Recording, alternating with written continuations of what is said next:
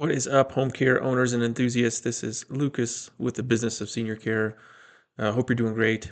Here at the Business of Senior Care, we help make licensing and regulations simple, help you to start your home care agency in whatever state. Today, we're talking about the three types of home care. So, there are different types of agencies, different types of licensing when you get into the home care space, but they all have one thing in common is that the care is taken place in the person's home, wherever that home might be, versus a primarily a nursing facility or assisted living facility or something like that. This care takes place at the home, and the home can be an assisted living, can be a condo, can be a person's own residence. It's wherever that person calls home, but it's home-based care versus a hospital-based care or nursing facility-based care. And when you get into home-based care, there are three types of agencies, three types of licenses. Some states are a little bit different in how they categorize these. They may be a couple different categories for like the first one of non-medical or personal care. But these are the three general types, and they have different services that they provide, primarily different payer sources on who pays for that, and just an overall different framework. So I wanted to break down each one of them and talk a little bit more about it.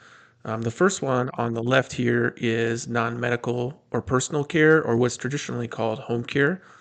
And that is a caregiver that goes into the senior's home and helps them with things like meal preparation, laundry, light housekeeping, but then also goes into hands-on personal care. And hands-on personal care is assistance with bathing, dressing, hair care, oral care, medication reminding, things like that. So there is a hands-on personal care component to it from a caregiver or a home health aide, depending on the state.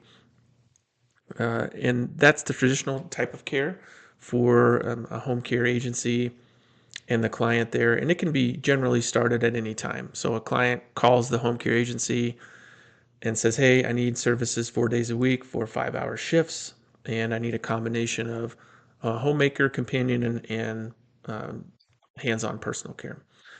And then it can start, and the agency goes out, signs up the client, and then they start services. It depends on the payer source, of course, and so we'll talk about the payer sources for a second. One of the primary payer sources in home care or personal care agencies is private pay. So that's where a client's paying out of their own pocket. They want the services, they want them now. They say, I want 3 days a week, 5 days a week, whatever it might be. And then the agency contracts with the client and they start up services and they go. There are also some really good payers in this space. The Veterans Administration is a great payer. You have to become approved and credentialed with the VA, but then you can provide care to our veterans. And the VA reimbursement rate, depending on the state, is a good payer source.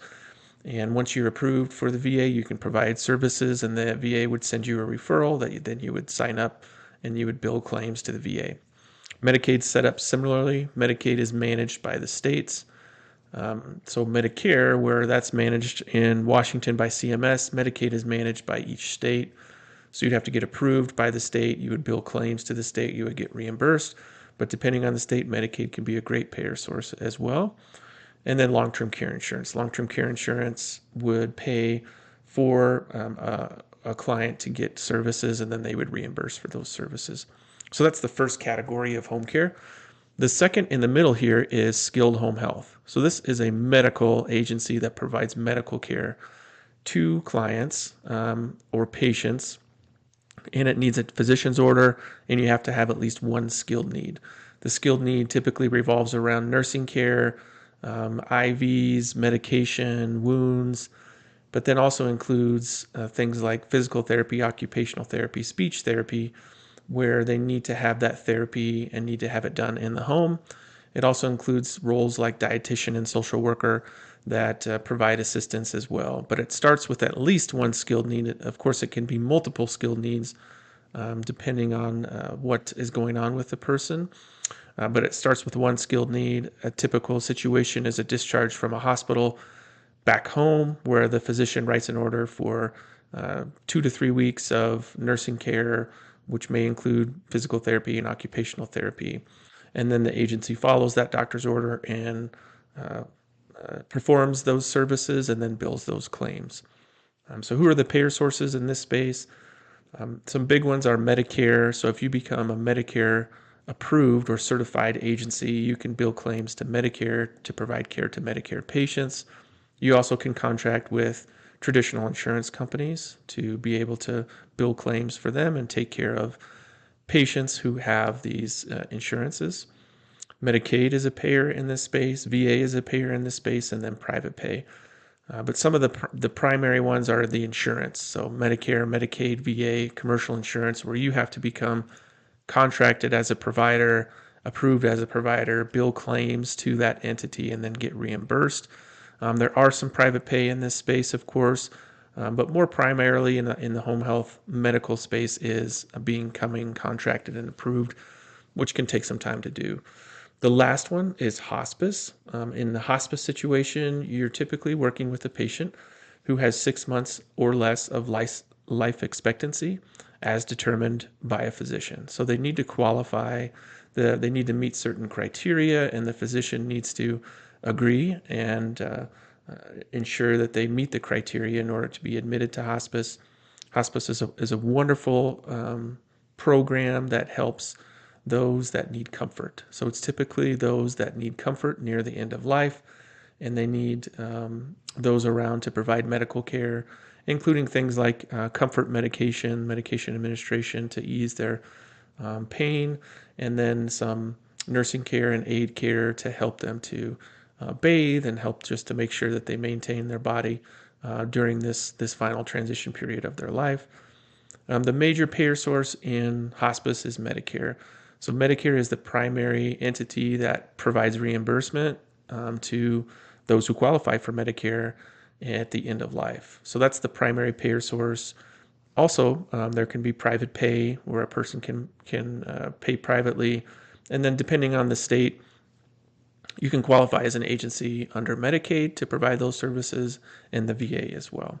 So this overview just gives the basic fundamentals of these three agency and license types. And you can do a combination of these. You can start with things like non-medical agency and then move into skilled home health. So there are a number of different combinations, but when it comes to an approach for a type of business, a type of agency, and the type of license, it usually starts with this framework of these three and then making a decision on what's the best starting point for you and taking that pathway to get that agency started and that license type. And that's where we come in to help out, is helping to walk through these three. What's the best fit for you? What could we do now and get our doors open? And what can we do 6 months, a year, 2 years down the road as far as transitioning into another agency type? So hope this was helpful. Need more information, reach out to us and book a call. Thank you.